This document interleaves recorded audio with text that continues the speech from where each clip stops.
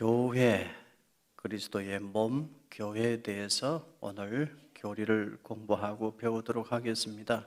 교회의 명칭에 대해서 구약 성경에 카할과 에다라는 단어가 있습니다. 대표적인 단어 카할이라는 단어인데요. 이 카할이라는 단어는 부르심을 받은 사람들의 모임을 뜻합니다. 부르심을 받은 사람들의 모임이 교회입니다. 에다라는 단어도 뜻이 거의 일치합니다. 약속을 따라 부르심을 따라 모이는 모임을 교회라고 합니다. 신약 성경에 교회라는 명칭은 에클레시아라는 단어로 표현이 되는데요. 칼레오, 어디로부터 부름을 받다는 뜻입니다. 칼레오라는 말, 부름을 받다는 뜻입니다. 불러낸다는 뜻이에요. 교회는 세상으로부터 하나님의 부르심을 받아 불러냄을 받은 사람들의 모임, 그 사람들의 공동체를 교회라고 합니다. 교회는 하나님의 부르심을 받은 사람들의 모임입니다. 오늘 그래서 우리의 모임이 참 귀하고 이 모임이 참 소중합니다. 그래서 소명이 참 중요해요. 하나님의 부르심을 받았나 못 받았나. 하나님의 부르심을 받은 사람들이 모이는 믿음의 공동체가 교회인 것입니다. 성경에 교회를 일컫는 다른 표현들도 있습니다. 에베소서 1장 22절, 23절 우리가 방금 읽었는데요. 또 만물을 그의 발 아래에 복종하게 하시고 그를 만물 위에 교회의 머리로 삼으셨느니라. 교회는 그의 몸이니 만물 안에서 만물을 충만하게 하시는 이의 충만함이니라. 교회는 예수님을 머리로 하는 예수 그리스도의 몸에 해당됩니다. 그래서 이런 표현하죠. 몸된 교회. 몸된 교회, 주님의 몸된 교회라 이렇게 표현하는데 예수님은 교회의 머리가 되시고 우리 믿음의 백성들은 예수님의 몸을 이루는 믿음의 공동체가 되어서 우리 교회는 그리스도의 몸이다 이렇게 표현하기도 합니다. 고린도전서 3장 16절에는 또 다른 표현이 있는데 너희는 너희가 하나님의 성전인 것과 하나님의 성령이 너희 안에 계시는 것을 알지 못하느냐. 교회를 성전, 하나님의 성전, 성령의 전 이렇게 표현합니다. 구약시대의 성전, 짐승의 피로 제사 드리는 성전은 지금은 없죠. 그 성전을 말하는 게 아니고 거룩하신 성령의 전, 거룩하신 하나님의 부르심을 받은 사람들의 모임이라 성령님이 역사하시는 모임이라 하여 성령의 전, 하나님의 전, 성전이라는 표현도 사용합니다. 성령님이 우리 안에 계시기 때문에 우리가 성전이죠. 성령님을 모시고 살아가는 하나님의 백성들의 거룩한 모임, 성회라 하고 성전이라고 합니다. 구체적으로 정확하게 말하면 이 건물은 예배당이죠. 예수님을 믿는 믿음의 백성들의 모임, 이 거룩한 믿음의 백성들의 모임을 교회라, 성령의 전이라, 하나님의 전, 성전이라 이렇게 표현합니다. 디모데전서 3장 15절에도 다른 표현이 있는데요. 만일 내가 지체하면 너로 하여금 하나님의 집에서 어떻게 행하여야 할지를 알게 하려 함이니 이 집은 살아계신 하나님의 교회요. 그 다음에 무슨 말이 들어갈까요? 진리의 기둥과 터이니라. 교회를 진리의 기둥과 터 이렇게 표현하기도 합니다. 교회는 사람의 교회가 아니고 하나님의 교회입니다. 사람이 주인 되는 교회는 교회가 아니에요. 하나님만이 주인 되시고 예수님만이 교회의 머리가 되십니다. 그리고 그 교회는 진리의 기둥과 터에 해당됩니다. 교회는 진리이신 예수 그리스도가 기초가 되시고 진리이신 예수님이 주인 되시는 것입니다. 교회의 정의를 내려보면 교회는 예수 그리스도를 믿는 성도들의 모임입니다. 믿는 사람들의 믿음의 공동체 모임이 교회예요. 교회는 성령의 작용으로 성부 하나님의 은혜 가운데 성자 그리스도와 하나가 된 택함 받은 성도들의 모임이다. 칼빈은 이렇게 요약했어요. 성령의 작용으로 성부 하나님의 은혜 가운데 성자 그리스도와 하나가 된 택함 받은 성도들의 모임이 교회다. 이렇게 정의를 내렸습니다. 교회의 속성에 대해서 좀 공부합니다.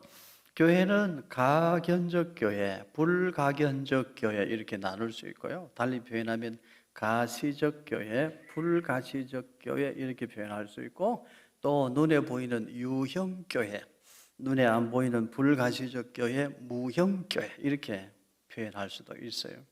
유형 교회가 있고 무형 교회가 있습니다.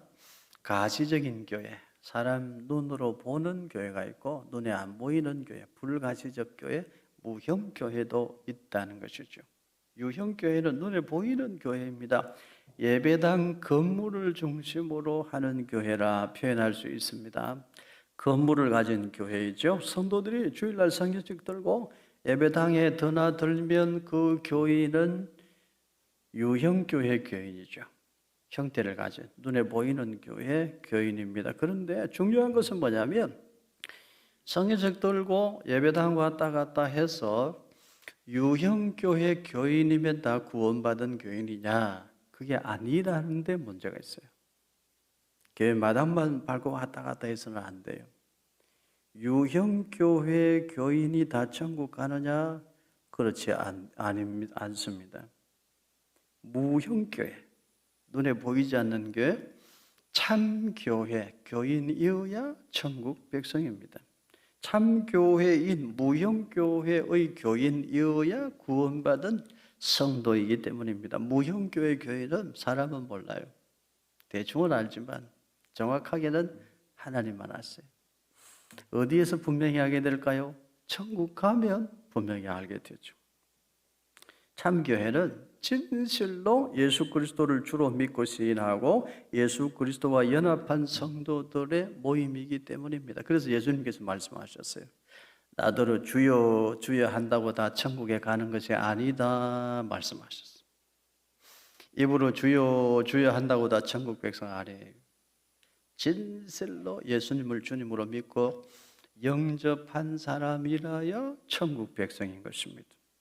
복음을 듣고 유형교회에서 생활하는 사람들이 다 구원 얻을 수 있는 것은 아니고 다만 무형교회의 진정한 회원만이 구원 얻는 것이다.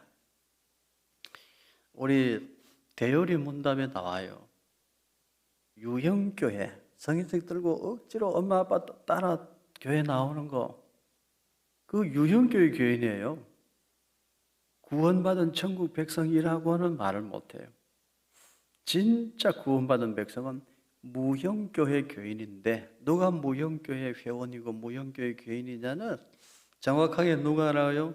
하나님만 아시는 거예요. 천국 가면 알게 돼요. 그러면 이 유형교회는 별 볼 일 없는 곳이냐? 그럼 유형교회는 별 가치가 없나? 그렇지 않습니다. 유형교회의 특권은 하나님의 특별한 보호와 관리 밑에 있는 것과 모든 적의 반항에도 불구하고 모든 시대에 보호받고 보존되는 것과 그리스도에 의한 은혜의 초청을 누리는 것이다. 유형교회를 하나님이 지키고 보호하셔요. 왜냐하면 유형교회를 통해 하나님은 무형교회를 세우시기 때문입니다. 그래서 하나님은 이 유형교회도 보호하셔요. 보존하셔요. 유형교회를 하나님의 관리 밑에 두시는 거예요. 아무리 교회를 회방하고 교회를 없애버리려고 하는 사람들이 있어도 하나님이 이 유형교회도 지켜주시고 보존해 주셔요. 왜냐하면 유형교회를 통해 하나님은 무형교회를 세우시기 때문입니다. 무형교회는 머리 되시는 예수 그리스도 밑에 하나로 모이고 있으며 장차 모일 택한 자의 총수이다. 택함 받은 사람들의 공동체, 부르심을 받아 택함 받은 사람들의 믿음의 공동체, 택한 자의 총수가 교회다. 모든 택한 사람들이 교회라는 것입니다. 그러면 무형교회만 중요하고 유형교회는 하나도 안 중요한가? 그렇지 않습니다. 하나님은 유형교회를 통해 무형교회를 세우시기 때문에 유형교회도 하나님의 관리 밑에 두시고 지키시고 보호하시고 보존하십니다. 그래서 칼빈은 아주 중요한 표현을 하나 했어요. 오늘 여러분 이거 하나만 기억해도 좋아요. 칼빈은 교회에 대해서 이런 말을 했습니다. 교회는 신자들의 어머니와 같다. 꼭 적어 넣으세요. 그래서 여러분 성도는 교회를 가까이 하고 살아야 돼요. 교회 중심으로 살아야 돼요. 교회는 신자들의 어머니와 같습니다. 참 교회는 택한 자의 총수, 정말 예수님을 믿는 믿음의 백성들의 공동체를 일컫지만 그 믿음의 백성들, 무형교회 교인들이 함께 모여 찬양하고 기도하고 예배드리는 이 유형교회도 너무나 소중해요. 교회는 신자들에게는 어머니와 같아요. 세상에서 찢기고 상처받고 그랬는데 교회만 오면 예배당에 와서 털썩 주저앉으면 성령님이 역사하시잖아요. 너 많이 힘들었지? 네 마음 내가 알아. 집에서 기도할 때하고 예배당에서 기도할 때 분명히 다르잖아요. 집도 교회일 수 있지만, 집도 교회지만 믿음의 백성들이 모이면 예배당, 특별히 무형교회를 세워가시는 곳으로서 이 예배당도 너무나 소중한 거예요. 이곳은 성도들에게 어머니와 같은 곳이에요. 늘 자주 가까이 하고 드나들고 교회를 사랑해야 영혼이 편안하고 육신도 건강하고 삶이 행복하고 복된 거예요. 여러분 어머니와 같은 곳, 이 교회를 더 사랑하시기를 바랍니다. 그래야 행복한 사람이 되고 삶의 질서가 딱 잡히는 거예요. 하나님은 교회를 세우셔서 복음의 보화를 맡기심으로써 성도들의 구원을 외적으로 돕는 어머니의 역할을 하게 하신다. 하나님은 교회로 하여금 어머니의 역할을 하게 하셔요. 특별히 교회는 성도들에게 어머니의 역할을 해야 돼. 우리 교육자들도 어머니의 마음으로 성도를 보살펴야 되는 거예요. 특별히 이 일 감당하라고 하나님이 교회에 항존직을 세웠어요. 목사를 세우고 장로를 세우고 권사를 세우고 안수집사를 세웠어요. 모든 항존직은 교회가 어머니의 역할을 감당할 수 있도록 하나님이 세우신 일꾼들이에요. 그래서 목사도 장로도 권사도 안수집사도 어린 사람들, 젊은 사람들에게 말 함부로 해서는 안 돼요. 어머니처럼 따뜻하게 품어야 돼요. 그리고 늘 영혼의 양식을 나누어 줄 준비를 하고 있어야 돼요. 늘 기도하고 어머니가 자식을 보살피듯이 성도를 보살피는 마음의 태도 가져야 돼요. 그게 중직자 항존직이 교회 섬기는 기본 원리예요. 어머니의 노릇하라는 거예요. 어머니의 노릇. 특히 권사님들 교회 어머니 노릇하라고 세운 분들이에요. 그런데 막 말로 상처 주고 그러면 안 돼요. 부족한 것, 내 자식이 부족하면 어때요? 넌 나가 죽어버려라. 그러면 엄마 아니잖아요. 제대로 된 엄마 아니지. 따뜻하게 품고 보호해야죠. 어디가 아픈지 위로하고 보살펴야죠. 그게 어머니잖아요. 그 어머니의 역할을 하라고 하나님이 교회에 항존직을 세우셨는데 목사, 장로, 권사, 안수집사를 세우시고 그래서 장로님들의 직분도 성도들을 위로하고 간호하고 보호하는 거예요. 어머니의 역할을 하라고 세운 거예요. 어깨에 힘주라고 세운 직분 아니에요. 목사도 장로도 권사도 안수집사도 어머니의 역할을 잘 감당하라고 그렇게 세워주신 중직이라는 것 기억하시기를 바랍니다. 이제 교회의 표지에 대해서 공부합니다. 표지라는 말은 구분이 되는 것. 교회의 교회다움이 뭐냐? 교회의 교회다움을 드러내는 증거가 교회의 표지이죠. 진짜 교회는 교회다움이 있어야죠. 진짜 교회는 어떤 교회냐? 첫째, 말씀에 참된 선포. 하나님 말씀이 참되게 선포되어야 진짜 교회. 하나님 말씀, 성경 말씀을 가감하면 안 돼요. 말씀 그대로 선포해야지. 말씀을 가감하면 그 교회는 참된 교회야 돼요. 긍정의 힘, 긍정적으로 생각하면 만사형통이다. 성경에 그런 게 어디 있어요? 축복만 이야기합니까? 성경에? 아니에요. 죄를 죄라고 말씀하고 하나님은 사랑의 하나님이시고 동시에 공의의 하나님, 구원하신 하나님이신 동시에 심판하시는 하나님이심을 말씀해요. 그걸 다 전해야 교회예요. 죄를 죄라고 말하지 못하는 교회는 교회가 아니에요. 죽은 교회, 참된 교회가 아니에요. 성경이 말씀하시는 그대로 전해야 참된 교회예요. 적당히 가감하고 아이고 이렇게 설교하면 성도들이 싫어할 거야.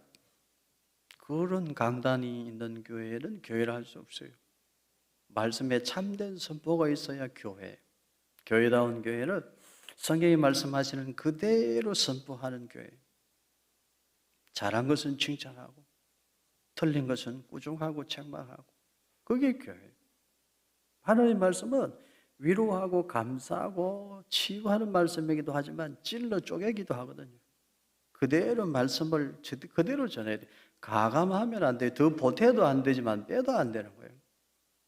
우리 다세전의 교회는 말씀이 언제라도 올바르게 선포되는 참 교회로 나아가야 될 줄로 믿습니다. 말씀의 참된 선포, 교회의 표지 첫 번째요. 두 번째는 성례의 올바른 시행. 성례는 세례와 성찬 두 가지뿐이에요. 세례를 학습 세례, 입교, 유아 세례를 정당하게 해야 돼요. 신앙 고백도 없는데 세례 주고 그러면 교회가 아니다 이 말이에요. 믿음도 없는 사람들에게 성찬을 막 나눠주고 그 교회가 아니에요. 성례를 올바르게 거행하는 교회가 참된 교회다. 세 번째 교회의 표지는 뭐냐? 권징의 신실한 시행이에요. 이게 오늘 우리 시대의 문제입니다. 과거에 비해서 권징을 시행하는 교회가 없어요. 이제는 주일만 어겨도 대표기도의 명단에서 뺐어요. 자식들이 신앙생활을 안 해도 중직자에서 제외시켰어요. 오늘날 그렇게 합니까? 그러면 뭐라고 할까요? 오늘날은 교회가 여기밖에 없나? 다른 교회 가지. 오늘날 우리 한국 교회가 약화된 요인이 여기 있어요. 권징을 하질 못해. 참교회는 권징을 제대로 시행해야 참교회예요. 잘못된 거 잘못됐다고 말할 수 있어야 참된 교회죠. 틀린 걸 틀렸다고 말해야 참된 교회다 이 말이에요. 세 가지 꼭 기억하세요. 말씀에 참된 선포, 성례의 올바른 시행, 그리고 권징의 신실한 시행. 여러분 우리 교회는 이 세 가지를 잘 지켜서 마지막 시대 주님 다시 오시는 그날까지 참교회로, 정말 주님이 기뻐하시는 교회로, 참된 교회로 나아가야 될 줄로 믿습니다. 교회의 성례에 대해서 공부합니다. 성례는 둘밖에 없어요. 예수님이 제정하시고 예수님이 세워주신 성례는 세례와 성찬 둘밖에 없어요. 그런데 천주교는 7성례를 말하잖아요. 천주교는 7가지 성례가 있다. 성세, 견진, 성체, 고해, 혼인, 신품, 종부성사 이렇게 막 만들어가지고 이야기를 하는데 성경 그 어디를 봐도 세례와 성찬 외에는 예수님이 성례식으로 제정해 주셨다는 기록이 없어요. 고해한다고 뭐 죄가 없어지나요? 신부에게 고해 성사한다고 죄가 없어지나요? 죄를 속하는 분은 예수님 한 분밖에 없는 줄로 믿습니다. 그래서 여러분 성례는 둘밖에 없어요. 세례, 성찬 둘밖에 없어요. 다른 것은 성례식이라 성례를 할 수 없어요.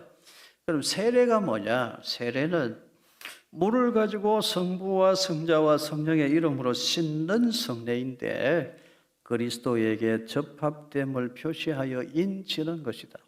도장을 꽝 찍는 거예요. 세례는 물 세례와 성령 세례가 있는데 우리는 성령 세례를 받고 물 세례 받고 성령 세례 받고 동시에 이루어지죠. 물 세례, 성령 세례 다르다. 오순절에서는 그렇게 말하고 두 번째 특별한 은혜로 임하는 것이 성령 세례인데 그 성령 세례 받은 증거가 방언이다. 이렇게 말하면 오순절이고 우리는 성령 세례, 물 세례를 물 세례 진심으로 예수 그리스도를 믿음으로 고백할 때 성령 세례를 받죠. 신앙을 고백할 때 성령 세례를 받습니다. 세례는 예수 그리스도의 대속의 공로를 제사함 받아 하나님 백성 되었습니다. 도장을 꽉 찍는 거예요. 세례는 너무나 소중하고 너무나 중요한 거예요. 하나님 백성이라는 이름표를 달고 다니는 사람이 되는 거예요. 그래서 여러분 세례교인은 아무렇게나 살면 안 돼요. 세례교인이 같이 술잔 들이키고 담배 피우며 구름과자 만들고 막 그러면 세례교인이 아니에요. 성령님을 모독하고 성령님을 건짐케 하는 큰 죄가 되는 거예요.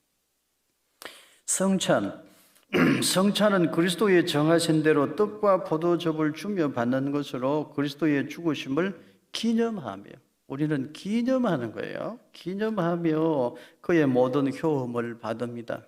천주교에서 말하는 것처럼 화채설 성찬 떡과 잔을 받을 때 그 떡과 잔이 예수님의 피와 살로 변한다. 화채설은 아니고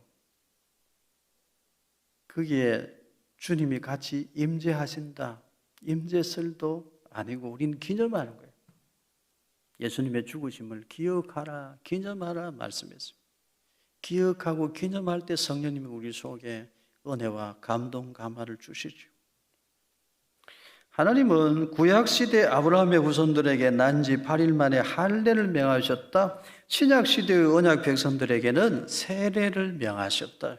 마땅히 언약 백성의 후손인 유아들에게도 유아 세례를 베풀어야 한다. 언약 백성의 표식으로 세례를 주시는데 구약 시대에는 몸에 새기게 했어요. 할례를 통해 몸에 새기게 했다고. 지금은 세례를 주라고 하셨죠. 세례를 베풀라 하셨죠. 유아 세례도 꼭 받아야 되고 유아 세례도 꼭 베풀어야 돼요. 세례받기 전에 단계 학습이라는 단계가 있는데 학습은 그야말로 배우고 익힌다는 뜻이에요. 연령이 만 14세 이상이 되고 믿은 지 6개월이 경과되어 신앙에 독실한 자는 학습인 고시를 받을 자격이 있다. 이제 정말 진리를 배우는 학생이 된다. 그 학습이에요. 교회 학습 교인이 많아야 되죠. 다음에 그래야 세례받을 교인이 많고 하나님 나라가 확장되기 때문에 그렇습니다. 세례는 신앙에 독실하고 학습인으로 6개월간 건실히 교회에 출석하면 세례 문답할 자격이 있다. 학습받고 6개월 동안 신앙생활 잘하고 주일 잘 지키고 믿음 생활 잘하면 세례 문답할 자격이 주어져요. 유아 세례, 이제 우리 헌법이 좀 바뀌었습니다. 여러분 이거 잘 보셔야 돼요. 유아 세례는 만 몇 세까지요? 6세까지. 이전에는 만 2세까지였어요. 만 6세까지 유아 세례를 줍니다. 만 7세부터 13세까지는 어린이 세례도 줄 수 있습니다. 이번에 헌법이 바뀌어졌어요. 부모 중 한 편만이라도 세례교인이면 혹은 입교인이면 줄 수 있고 부모의 부재 시에는 당회의 허락으로 가능하다. 유아 세례 만 6세까지, 만 7세부터 13세까지는 어린이 세례도 줄 수 있습니다. 이제 우리 교회도 조금 유아 세례 못 받고 조금 늦은 아이들에게는 어린이 세례도 줄 수 있도록 준비를 하려고 생각하고 있습니다. 입교는 뭐냐? 교회에 들어온다는 뜻이죠. 유아 세례 받은 사람이 만 14세 이상이 되면 자기 스스로 신앙을 고백하고 입교 교인이 되는데, 그러면 세례 교인과 마찬가지로 교회의 정당한 회원이 되고 선거권과 비선거권도 가지게 되는 것입니다. 성찬, 우리 주 예수께서 잡히시던 밤에 주의 만찬이라 칭하는 그의 몸과 피에 관한 성례를 제정하셔서 그의 교회에서 세상 끝까지 지키게 하셨다. 성찬은 예수 그리스도의 죽으심으로 인한 희생을 영구히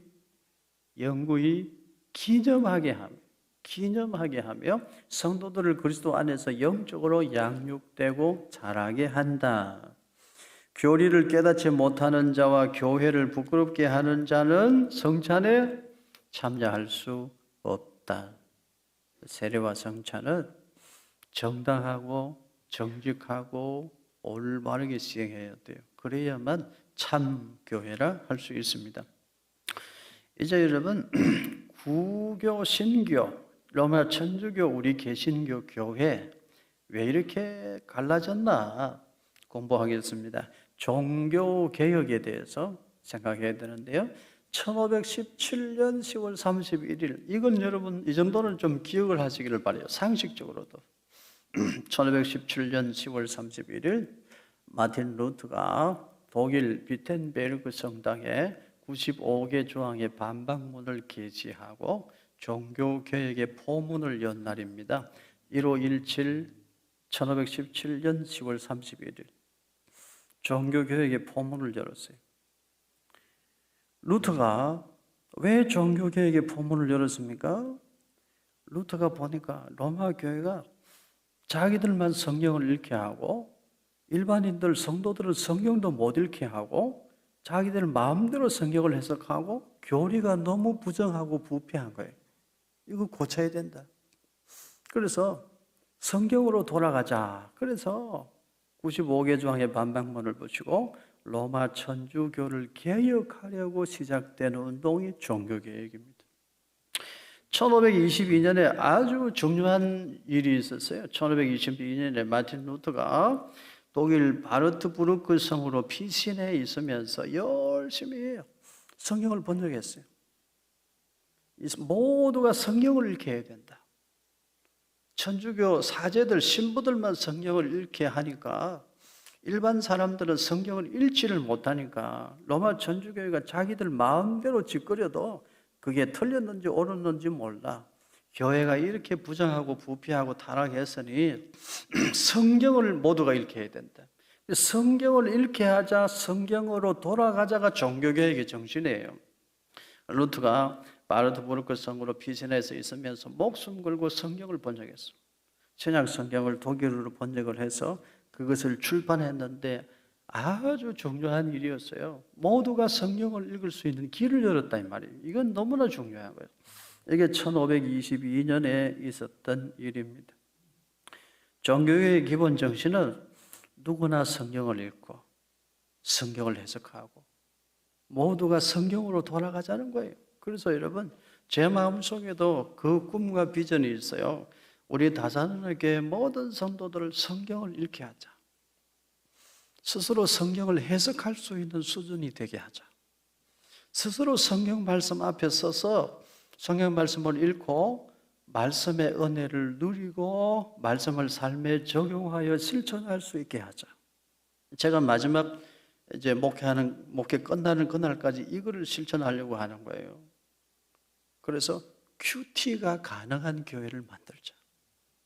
모든 성도들이 성경을 바르게 읽고 성경 말씀을 바르게 해석하고 성경 말씀을 자기 삶 속에 적용하여 실천해 내게 하자.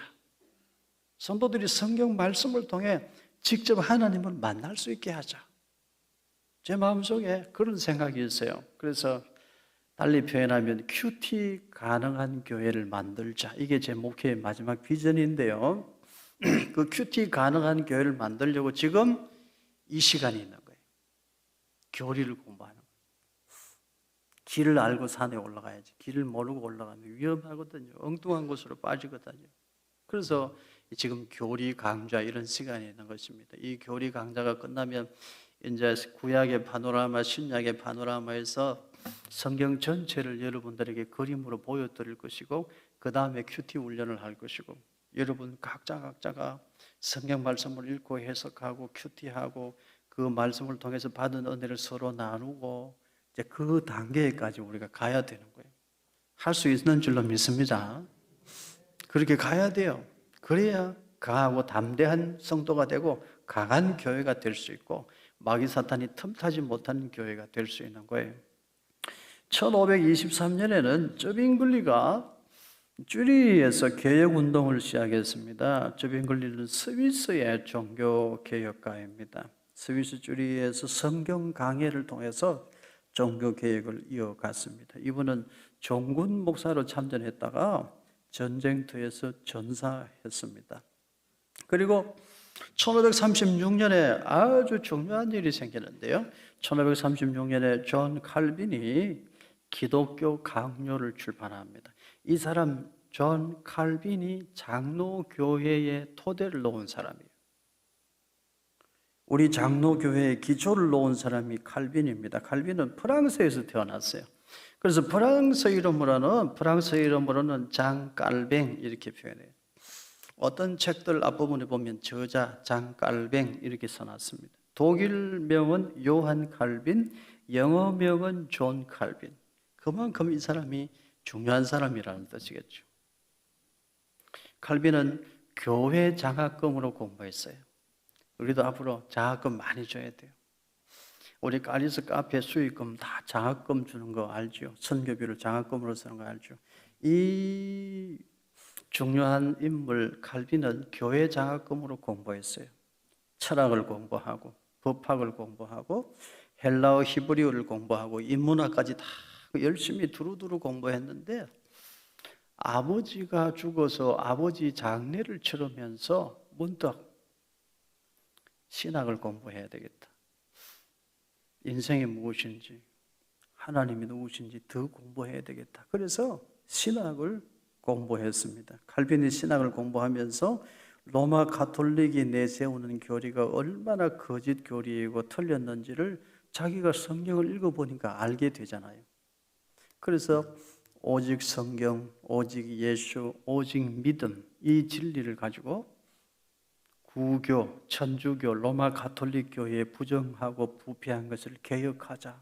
그래서 존 칼빈이 종교개혁 운동을 완성하고 종교개혁을 이렇게 세우는 사람이 되는 것입니다. 칼빈은 신변의 위협을 느끼고서 로마 천주교가 루트도 죽이려고 했지만 칼빈도 죽이려고 하니까 스위스 바젤로 피신을 해요.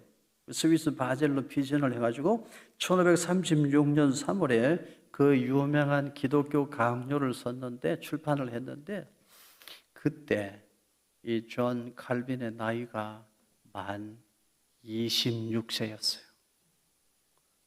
지금도 기독교 강요를 읽어보면 놀라요.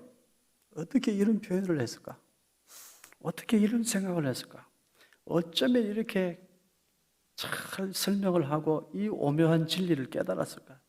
어떻게 성경의 가르침을 이렇게 잘 풀어냈지? 감탄을 해요. 칼빈의 기독교 강요 1, 2, 3, 4권을 읽어보면 대단한 인물이다, 감탄하게 되는데, 그 기독교 강요를 칼빈이 몇 살에 썼다고요? 26. 우리나라 나이로 하면 몇 살? 27. 그래서 저는 요즘 우리 청년들 결혼 나이가 너무 늦어지는 게 안타까워요. 26 나이는요, 적은 나이가 아닙니다. 칼빈은 26 나이에 기독교 강요를 쓰고 우리 교회의 기초를 만들고 26 나이에 성경 말씀을 풀어서 그 깊은 성경 말씀의 진리를, 오묘한 진리를 풀어서 우리 후손들에게 남겼는데, 지금도 우리의 교과서요, 기준이요, 표준이에요. 26살에 그렇게 큰 일을 했는데 요즘 26살 청년들을 바라보는 우리 눈빛을 고쳐야 돼요. 너무 어리게 보잖아요. 안 어립니다. 어린 사람들 아니에요. 왜 자꾸 어리게 쳐다봐요?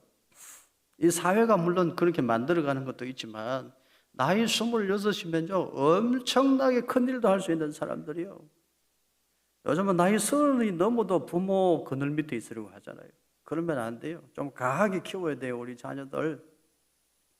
칼빈은 만 26세에 기독교 강조를 쓰고 우리 장로교회에 토대를 놓았는데 왜 요즘 우리 시대는 자꾸만 어린아이 취급하나 그런 생각할 때가 저는 많습니다. 그리고 1620년에 메이플라워호를 타고 청교도들이 북아메리카 신대륙으로 이주하는 일이 생겼죠. 청교도는 16세기 후반 영국 국교회의 부정과 부패에 반항해서 일어난 종교 개혁 운동입니다. 영국 국교회가 영국 왕실과 결탁해버려서 자꾸 부정하고 부패한 길로 가니까 개혁운동을 일으킨 사람들이 청교도들인데 그들을 일컬어 반항하는 사람들이라 이렇게 해서 프로테스탄트라고 불렀죠. 또 퓨리탄이라고 해서 정결운동을 펼치는 사람들 그렇게 부르기도 했습니다. 신앙의 자유를 찾아서 이 청교도들이 신대륙 북아메리카로 이주했는데요. 그들이 탔던 배가 메이플라워호입니다.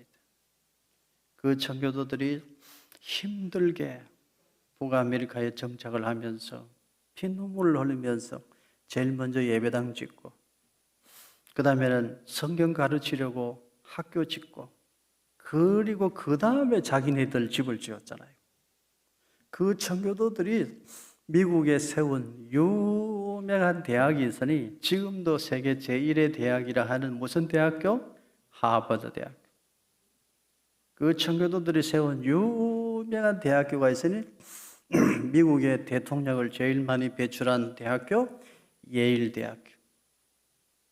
청교도들이 세운 학교죠. 그 청교도들이 미국 건국의 기초를 놓았다 말할 수 있습니다. 종교개혁의 정신은 성경으로 돌아가자입니다. 과연 성경적인가? 더 성경으로 돌아가자. 성경만이 신앙의 근거고 성경만이 표준이다. 이게 종교개혁의 정신인데 오늘 우리도 이 정신 회복해야 돼요. 참 교회는 진리의 기둥과 터인 선지자들과 사도들의 가르침 위에 서 있다. 참 교회의 기둥과 터는 요거 중요합니다. 참 교회의 기둥과 터는 인물의 개성이 아니라 무엇의 개성이 있다고요? 말씀의 개성이 있다.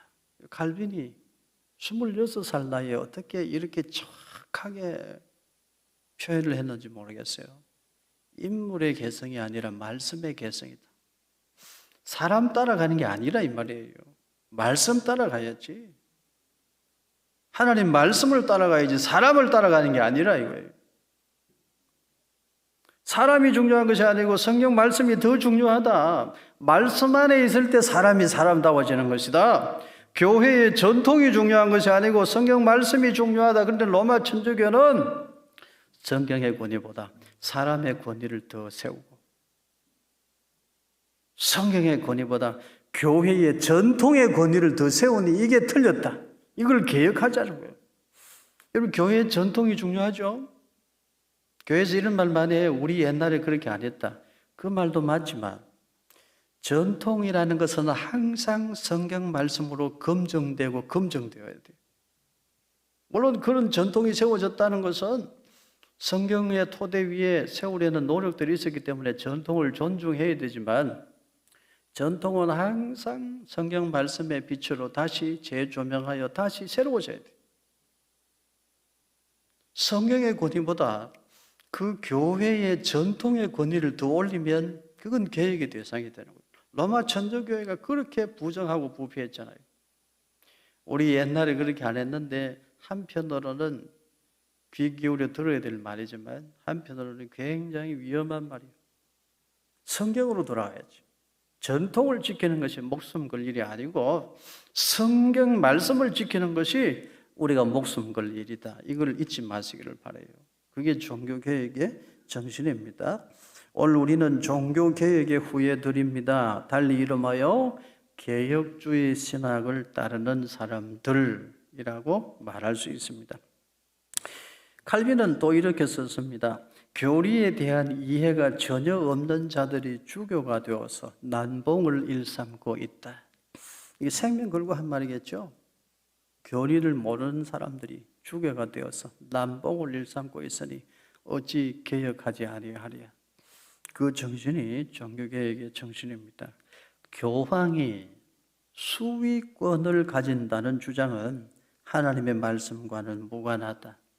그들이 말하는 수위권은 어느 인물에게도 없고 어느 장소에도 없다.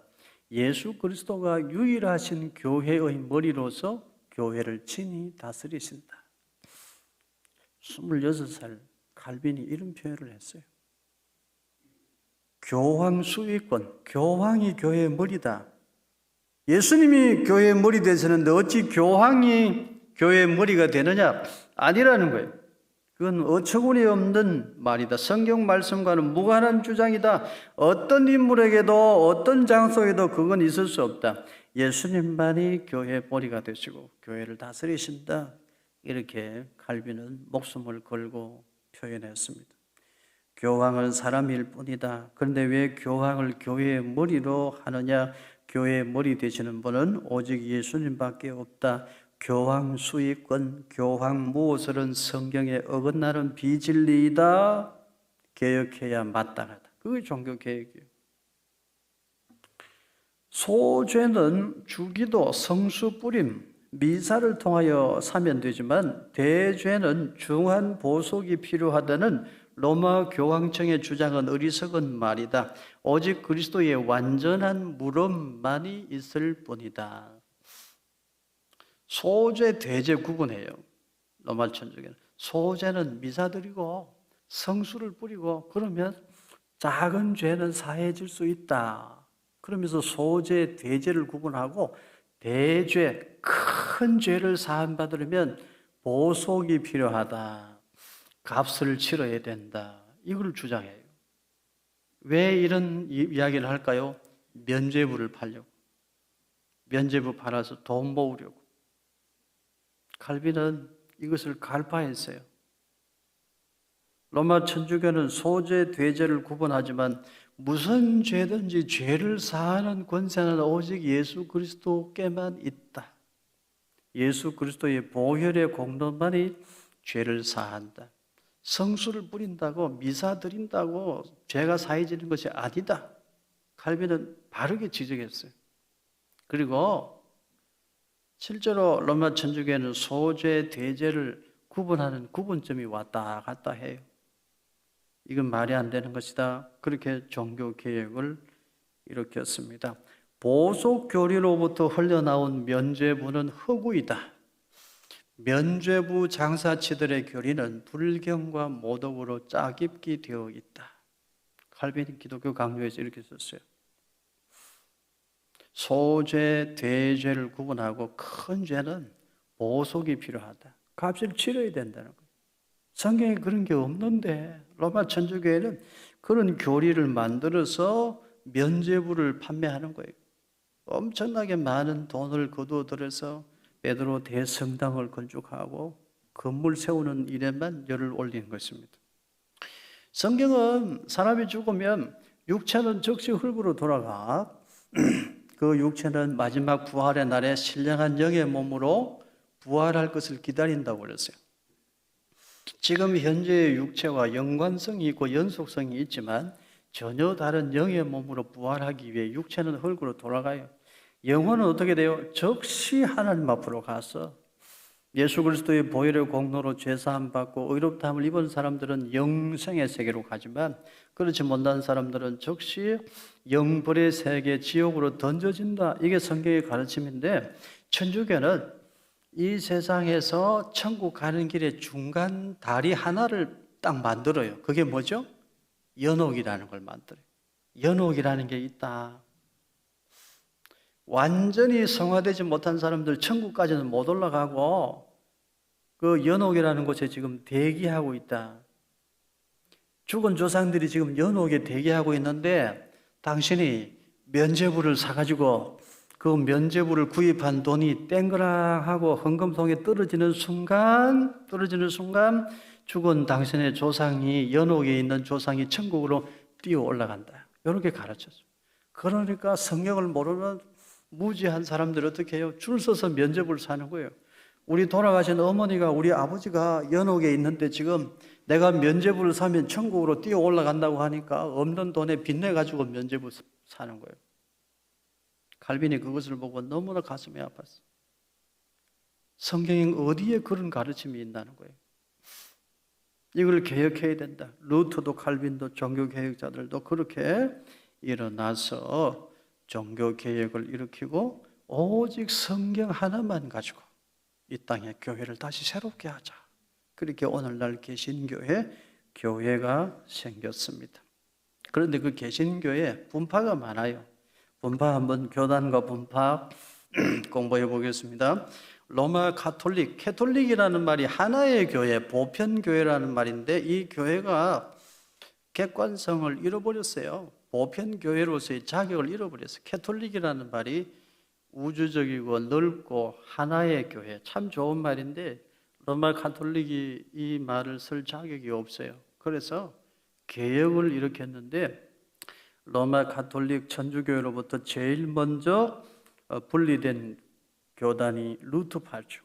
1517년에 루터가 종교개혁의 문을 열면서 루터가 제일 먼저 분리된 교단의 수장이 되었죠. 오직 성경, 오직 믿음, 오직 은혜를 강조합니다. 그런데 루터가 제일 먼저 로마 가톨릭으로부터 분리되면서 분리는 되었지만 가톨릭의 전통에 대해서는 온건한 입장을 취했어요.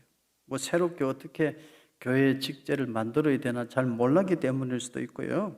전통에 대해서는 가톨릭과 비슷해요. 거기에 비해 우리 장로교회는 교회의 전통까지도 새롭게 고치자. 이게 우리 장로교회죠. 그런데 영국 성공회를 우리가 알 필요가 있는데요. 로마 교황청의 간섭으로부터 분리를 시도했으나 교리와 제도는 가톨릭과 유사한 영국 성공회가 있습니다. 영국 성공회는 16세기 헨리 8세라는 이 영국의 왕이요. 부인과 이혼을 하고 싶어. 그리고 새로 재혼을 하고 싶어. 로마 교황에게 허락을 요청했는데 로마 교황이 허락을 안 해줘. 그래서 이 헨리 8세가 그러면 우리 영국 교회는 로마 교회하고 분리시킬 것이다. 그리고 분리시켜가지고 그냥 교단 교파를 하나 만들어 버렸어요. 그래서 영국 국교회라 하고 영국 국왕이 수장이 되는 교회죠. 이름을 거룩한 공회나 성공회라고 붙였지만 이 영국 국교회, 영국 성공회는 그 출발 자체가 올바르지 못하죠. 이 영국 국교회로부터, 영국 성공회로부터 우리가 제대로 성경으로 돌아가자 한 사람들이 청교도들이에요. 16세기 후반 영국 국교회에 반항하여 생긴 칼빈주의의 후예들, 철저한 검욕주의를 주장한 사람들, 신앙의 자유를 찾아서 신대륙으로 이주한 사람들, 그들이 청교도들입니다. 그런데 여러분, 감리교 이야기 들어보셨어요? 감리교는 뭐냐? 감리교도 영국 국교회로부터 분리되었는데 교리와 제도가 영국 국교회랑 비슷해요. 감리교는 중앙집권적 감독제를 시행하고 천주교처럼 성직자를 파송하는 성직자 파송제를 가지고 있어요. 이 감리교는 사회구원, 사회성화를 강조하죠. 이 감리교는 가톨릭과 우리 개신교의 중간 지점에 있다라고 보면 될 것 같아요. 직제나 형식이 천주교랑 비슷합니다. 성결교는 들어보셨죠? 성결교는 감리교의 세속화에 반발해서 생겨난 교단입니다. 영국 국교회를 개혁하려고 감리교가 나왔는데 감리교회는 온건한 개혁이에요. 웬만한 건 그대로 따르고 조금만 바꾸자. 이게 감리교란 말이에요. 그에 비해서 영국 국교회를 개혁하는데 제대로 개혁하자. 그래서 개인 성결, 개인 성화를 강조하고 개인의 신앙을 강조하고 더 성결한 삶을 추구하자. 이게 성결교예요. 성결교. 성결교는 감리교의 세속화에 반발하여 생겨난 교단입니다. 성결교는 개인의 성화와 구원을 강조합니다. 영국 국교회를 개혁하려고 감리교가 만들어졌는데 이 감리교회가 느슨한 거예요. 이렇게 해서는 안 된다. 제대로 개혁하자. 그게 성결교회. 제가 성결교회 목사님 몇 분을 알고 교제하고 있는데 그분들 만나보면요, 저보다 훨씬 더 성결해요. 말하는 것도 그렇고 하고 교리 자체가 그래서 그런가 봐요. 그래도 그분들이 믿음의 향기가 있고 성결교 참 좋은 분들이다. 저는 개인적으로 그런 생각합니다. 다만 행함을 지나치게 강조하는 위험성이 조금은 있어요. 그리고 침례교는 16, 17세기 영국에서 시작된 청교도 교파 중에 하나입니다. 청교도 교파 중에 하나가 침례교인데요, 조직보다는 개인의 자발적 믿음을 강조합니다. 침례교는 청교도들과 함께 미국의 대각성 운동을 일으키면서 미국의 가장 큰 교단을 이루고 있어요. 미국에서는 침례교 교단이 아주 큽니다. 그리고 오순절은 좀 독특한데요, 20세기 초 성령운동 차원에서 탄생한 교단입니다. 지금은 성령의 시대라고 강조하면서 물 세례와 성령 세례를 구분하고 성령 세례는 2차적으로 받는 성령의 축복인데 이걸 꼭 받아야 된다. 성령 세례 받은 사람의 증거는 방언이다. 이렇게 말하는 곳 오순절 순복음 교회입니다. 루터파는 로마 가톨릭으로부터 가장 먼저 분리되었으나 로마 가톨릭의 전통에 있어서는 온건했어요. 장로교는 로마 가톨릭으로부터 개혁을 시도하면서 전통과 직제에 이르기까지 모두를 제대로 개혁하자. 그게 장로교회. 우리 한국교회는 미국, 캐나다, 영국, 호주 선교사들이 들어와서 복음을 전하고 각기 교회를 세우고 교단을 세웠습니다. 그래서 우리 나라에는 다양한 개신교 교단이 다 들어왔죠. 다양한 교단의 선교사님들이 들어왔기 때문에 그렇습니다. 우리나라에 들어온 선교사들은 선교의 효율성을 위해서 각기 선교지를 분담하는 선교지 분담 정책, 선교지 분할 정책을 펼쳤는데요, 1909년도에 선교사들이 분담했던 선교지 분담도 지도를 한번 보시기를 바라요.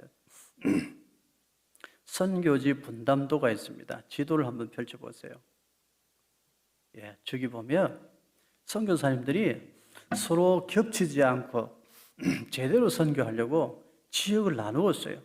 우리는 여기를 맡을게, 너는 저기를 맡으라. 이렇게 해가지고 어느 지역에 가보면 우리나라 어느 지역에 가보면 감리교가 많아요. 또 어느 지역에 가면 성결교회가 많고, 어느 지역에 가면 보수적인 교회가 많고, 어느 지역에 가면 또 좀 진보적인 교회들이 많고, 그렇죠? 선교사님들이 어떤 선교사님, 어느 교단의 선교사님들이 들어와서 복음을 전하고 교회를 세웠느냐에 따라서 많이 결정이 되어졌고, 선교사님들의 영향이 크다 이렇게 말할 수 있습니다. 이제 장로교회에 국한해서 공부를 좀 하겠습니다. 장로교는 당회, 노회, 총회 이렇게 이루어지는데요, 목사와 장로로 당회를 조직하게 하고 그 당회로 하여금 교회를 이끌어가는 교회 체제를 가진 교회가 장로교회예요. 당회가 21당회 이상이 되면 노회를 이루게 되고요, 그 노회들이 모여서 총회, 교단을 이루게 됩니다. 당회는 지교회 목사와 7위 장로로 조직하되 세례교인 25인 이상을 요하고 장로의 정원도 이에 준한다. 이제 공부를 잘해야 됩니다. 당회는 지교회 목사, 목사도 장로인데 목사는 가르치는 장로, 치리하는 장로, 겸직이죠. 그리고 교회 교인의 대표로 세움을 받은 7위 장로로 당회를 조직해요. 7위 장로 한 사람 세우는데 세례교인 몇 명이 필요해요? 25명이 필요해요. 장로는 교인의 대표입니다. 최소한 세례교인 몇 명을 대표할 수 있는 사람이어야 될까요? 25명. 장로의 직분은 중직입니다. 무거운 직분이에요. 장로는 교인의 대표인데 최소 25명의 몫을 감당할 수 있어야 돼요. 영적인 차원에서, 믿음의 분량면에서, 헌신의 분량에서, 기도의 양에서, 신앙생활의 모범의 측면에서 25명 정도의 분량은 감당해야 되는 거예요. 25명 있어야 장로 한 사람을 세워요. 장로의 직분은 결코 가볍지 않습니다. 무거운 직분입니다. 목사는 교회의 대표예요. 우리 다산원의 교회의 대표는 제가 대표예요. 우리 다산원의 교회 성도들을 대표하는 분들은 우리 장로님들이에요. 우리 장로님들의 역할이 너무나 중요합니다. 목사는 소속이 노회 소속이에요. 저는 노회 소속이에요. 그렇지만 이 지교회를 대표합니다. 교인의 대표는 장로님입니다. 장로는 최소한 25명을 대표할 수 있는 사람이 되어야 돼요. 기도도 그만큼, 믿음의 분량도 그만큼, 인격의 크기도 그만큼 되어야 돼요. 헌신의 분량도 그만큼 되어야 돼요. 우리 교회는 장로님들을 많이 세우는 교회이기를 바라요. 이제 우리도 새 성전 건축하고 많은 장로님들을 세워야 됩니다. 제가 목회하면서 느끼는 것은 장로님들이 많아야 돼요. 잘 준비된 장로님들이 많아야지 저 혼자는 목회를 할 수가 없어요. 교회 일이 얼마나 많은지 그걸 제가 다 결정하고 제가 다 사인하고 이게 불가능해요. 우리 장로님들이 많이 세워져서 분담을 해가지고 책임지고 역할을 잘 감당해 줄 때 저는 말씀과 기도에 전무할 수 있단 말이에요. 웬만한 행사들을 제가 다 관리하고 관여하고 제가 허락해야 되고 이러면 안 된다는 걸 제가 느껴요. 이번에 제가 교회 건축하면서 뼈저리게 느낀 것이 장로님들이 없으면 안 된다. 우리 교회에 많은 장로님들이 계셔야 된다. 그걸 생각했고요. 또 하나 솔직히 말씀드리면 이런 생각했어요. 그런데 장로라고 다 같은 장로가 아니다. 이걸 생각했어요. 저도 생각하죠. 목사라고 다 같은 목사가 아닐 텐데 나는 어떤 목사일까? 교회 건축하면서 저 자신도 돌아보게 되었습니다. 우리 교회는 장로님을 많이 세워야 돼요. 많이 세워서 일을 많이 해야 되잖아요. 할 일이 얼마나 많습니까? 그러나 아무나 장로로 세워서는 안 됩니다. 특별히 이번에 성전을 건축하고 우리 많은 장로님들 세워야 되겠는데요. 우리 장로님들을 제대로 된 분들을 많이 세워야 돼요. 그러면 어떻게 할 것인가? 지금 우리 교회 장로 후보에 해당하는 우리 안수 집사님들이 더 힘을 내야 돼요. 안수 집사님들이 더 힘을 내요. 지금까지 정말 충성하고 헌신하고 봉사를 많이 하셨는데 우리 안수 집사님들이 더 힘을 내어서 정말 하나님 기뻐하시는 장로님들로 세워질 때에 우리 교회가 복받은 교회가 됩니다. 장로를 많이 세워야 되는데 그러나 아무나 세우면 안 되는 것입니다. 최소한 신앙의 크기가 성도 25명의 분량을 커버할 수 있어야 되고 기도하는 양이 성도 25명 정도의 분량은 돼야 되고 헌신하는 양이 성도 25명 정도의 분량은 돼야 된다는 거예요. 사람의 힘으로는 못하죠. 하나님 의지하면 감당할 수 있는 줄로 믿습니다.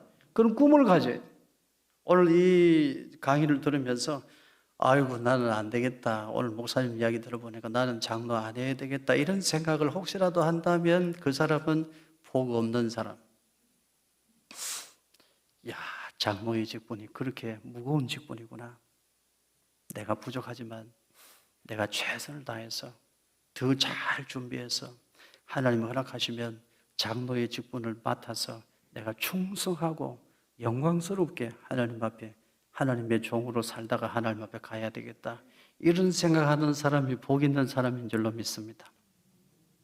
이런 생각하는 우리 안수 집사님들 다 되기를 축원합니다. 각자 사업이 있고 생업이 있고 각자 가정이 있어서 할 일이 많지만 그래도 우리 안수받은 집사, 항존직 집사, 안수 집사라면 무엇보다도 기도하는 일에 열심을 내어야 됩니다. 예수님께서 말씀하셨어요. 내 집은 만민이 기도하는 집이라. 무슨 집이라고요? 기도하는 집. 장로는 만민이 기도하는 집의 항존직이요. 그런데 기도 안 하고 장로를 할 수 있을까요? 안 돼요. 기도 안 하는 목사는 죽은 목사입니다. 저도 기도 안 하면 죽은 목사예요. 기도 안 하는 장로는 죽은 장로입니다. 기도 안 하는 장로는 죽은 장로지 산 장로라고 할 수 없어요. 기도 안 하고 어떻게 거룩한 하나님의 일을 감당합니까? 기도 안 하면 누구라도 세상적인 생각을 하게 돼 있어요. 그런 사람이 장로로 교회를 섬기면 교회가 흔들려요. 위태로워요. 십자가 져야 될 때 다 도망가요. 베드로처럼 다 세상 앞에 무릎을 꿇고 나 예수님 모른다 등 돌리고 도망가는 사람들이 된다 이 말이에요. 각자 사업이 있고 생업이 있고 각자 가정에 있어서 할 일이 많지만 안수받은 집사, 항존직 집사, 안수집사라면 새벽기도 매일은 못 나와도 내가 새벽기도 절반은 참여해야지 이 생각 가져야 돼. 내가 장로라면 퇴근 시간 아무리 늦어도 금요일 저녁 성도들이 기도하고 있는데 내가 교회 가서 기도해야지 이 생각을 가져야 돼. 안수집사도 마찬가지요.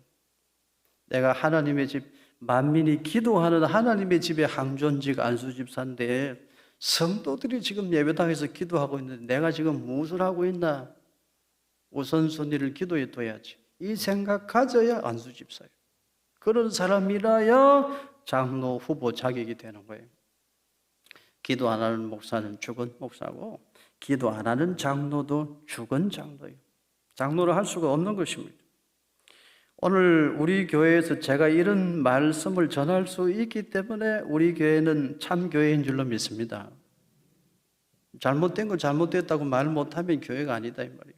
바르게 전해야 교회인 것입니다. 여러분 우리 안수 집사님들을 위해 기도 많이 해주시기를 바랍니다. 아멘이 왜 이렇게 작아요? 우리 안수 집사님들이 기도 많이 해주시기를 바라요. 그리고 우리 안수 집사님들 아이고 나는 안 되겠다 그런 복 없는 생각하지 말고 내가 일주일에 절반이라도 새벽기도 참여해야지. 만민이 기도하는 집에 내가 항존직 안수 집사인데 절반이라도 새벽기도 참여해야지. 금요일 저녁에는 퇴근 시간 늦었어도 목사님 축도하기 전에라도 예배당에 갈 수 있으면 내가 예배당으로 올라가야지.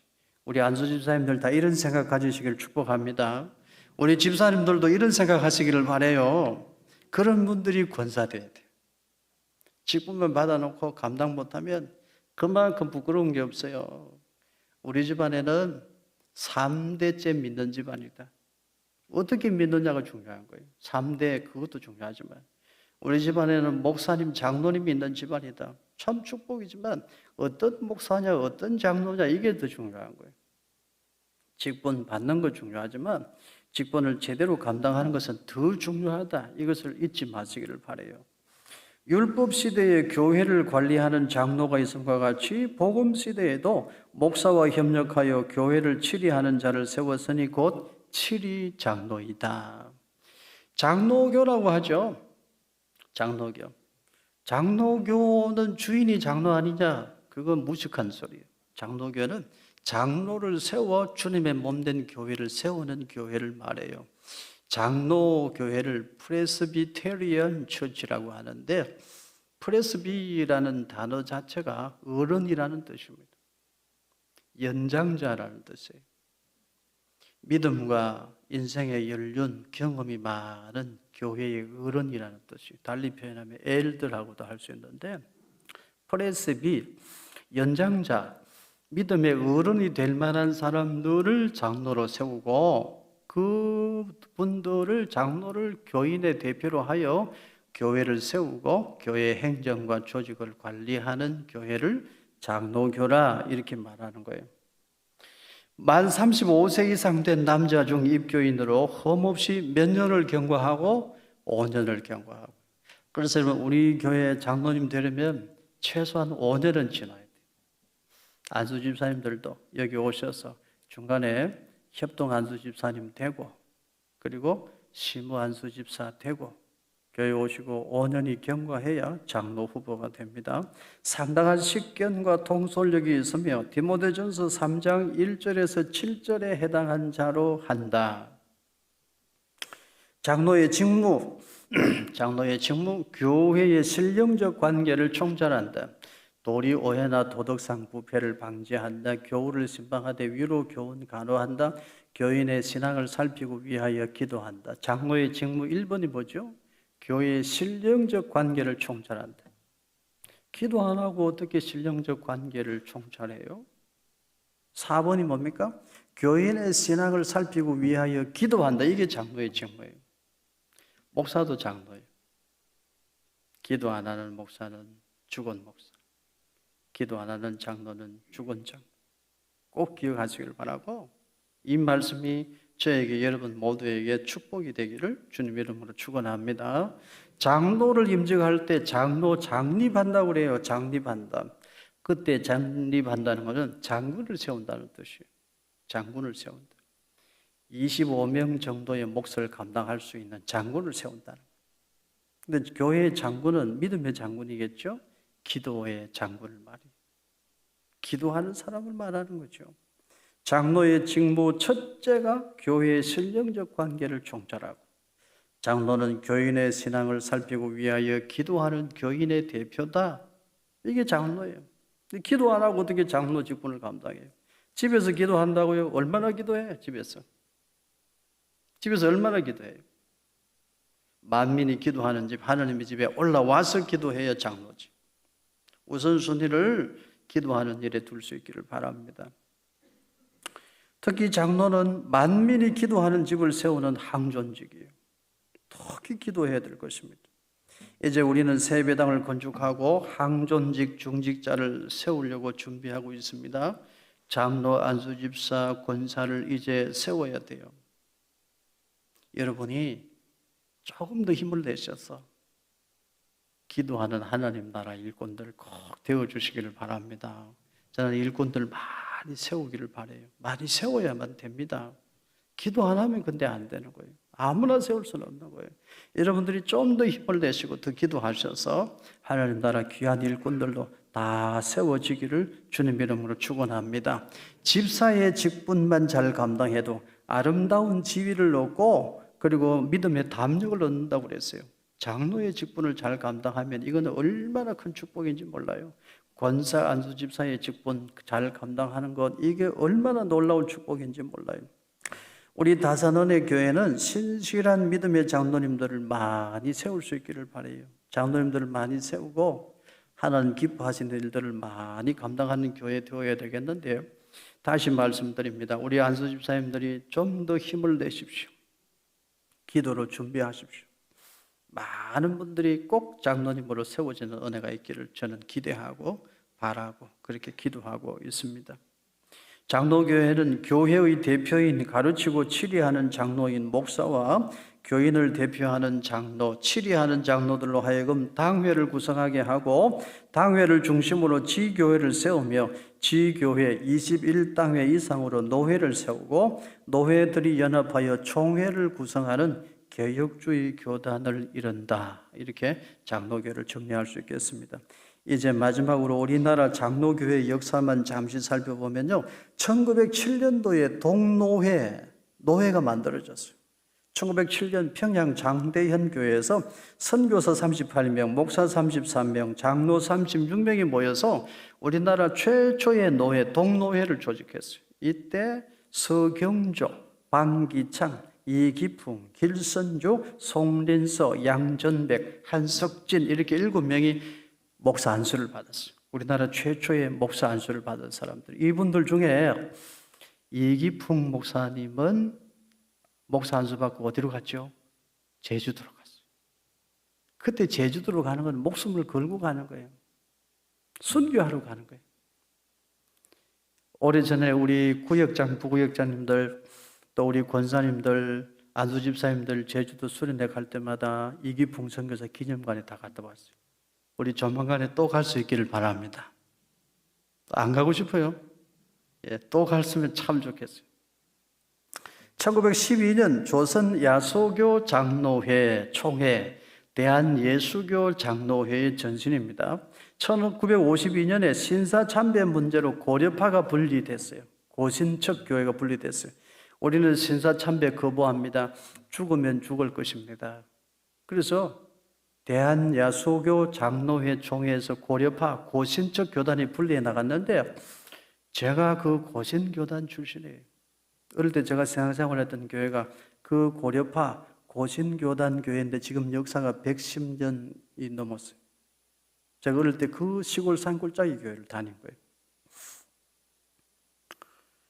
그리고 1953년도에 자유주의 신앙 문제로 기장, 대한기독교 장로회가 분립되어서 나갔어요. 대한기독교 장로회, 한국기독교 장로회 1953년에 자유주의 신학 문제로 자유주의 신학 노선을 따르는 사람들이 기장, 한국기독교 장로회 교단으로 분리되어져서 나갔어요.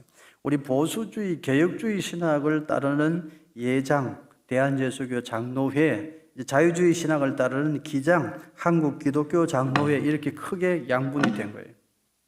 그리고 1959년에는 WCC 세계교회협의회 문제로 우리 장로교 안에서 또 합동척과 통합척으로 분리가 됐어요. WCC에 찬성하는 교단은 통합, WCC에 반대하는 교단은 합동. 우리는 어딜까요? 합동. 통합척 유명한 교회로는 명성교회, 영락교회, 소망교회 등이 있습니다. 우리 합동척의 유명한 교회로는 충현교회, 사랑의 교회, 또 무슨 분당우리교회, 저기 세eden 교회, 그리고 부산 수영로교회, 그리고 다산 신도시의 다산은혜교회 이렇게 있습니다. 우리 교회는 어디에 속해 있는 교회일까요? 대한예수교 장로회 합동척 교단에 속해 있습니다. 1979년에 합신, 백석, 대신, 개혁, 개혁, 총연, 합동, 복구, 한영, 피어선, 독립교회 연합 등 많은 교단들로 분파가 이루어졌어요. 부정적으로는 교권 다툼의 결과물이 아닌가 아픈 마음도 있죠. 부정적으로 해석하면 그렇습니다만 긍정적으로 해석하면 그래도 나름 올바른 신학을 지키려는 몸부림이 있었다. 이렇게 해석하면 긍정적으로도 해석할 수 있겠습니다. 우리 다산은혜 교회는 대한예수교 장로회 합동교단에 속한 건강한 교회인데 여러분 우리 더 하나님 기뻐하시는 교회로 함께 우리 교회를 세워가기를 예수님 이름으로 축복합니다.